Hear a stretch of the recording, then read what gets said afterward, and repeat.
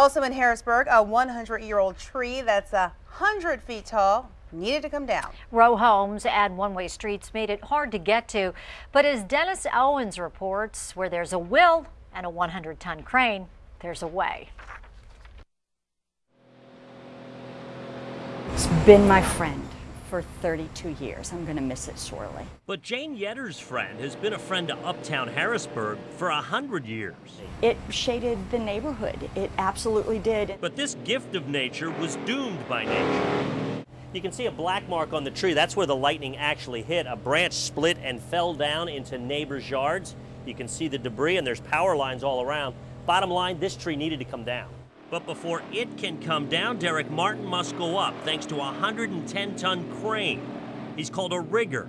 He fixes straps to branches above, then rappels to the ground. A chainsaw man then cuts it off. The crane lifts the section out and down to the street. Yeah, I've heard it quoted that it's the safest way to take a tree down and the most dangerous, because if you take too big of a piece, you can flip a crane. And it's a tough job. You get too many wires, you got buildings, everything's got to be calculated basically. And I was watching the whole thing, from the front to the back, to the front to the back. 83-year-old Idella Jones got out of bed early to watch Martin's aerial acrobatics above her house. That's what I was saying. I said, he like Spider-Man. And after he was in the tree, he was crawling around like Spider-Man. Martin's no superhero, but he does risk life and limb to bring down big limbs. Anything over 40 feet is what they consider a death zone. So if you fall from above 40 feet, you're supposed to die. It makes the job a risk. It makes it an adrenaline rush. It makes it fun. But it's no fun for Jane. She's losing that friend and a lot of money. Her homeowners doesn't cover this. I'm paying $13,000 to have something done that I never wanted to have done.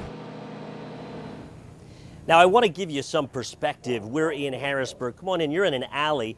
This tree was in the backyard of a row home on Emerald Street. Jane, the owner, says, had this tree fallen into the house, homeowners insurance would have in fact covered it and covered the cost of removing the tree. But because lightning hit it and it fell that direction, well, she's on the hook. She's got to spend the $13,000 out of pocket to knock down. There's what's left of her friend. It took God 100 years to build it, man and machinery, well, about a day to bring it down. And you could say with all the sawdust flying, wood chips, I should say, flying, it was snowing in Harrisburg on this midtown Harrisburg or uptown Harrisburg area today. Ladies, let's send it back to you. I have to say, Miss Idella is quite a character. She is. I like that. She's crawling around like Spider-Man. I like that.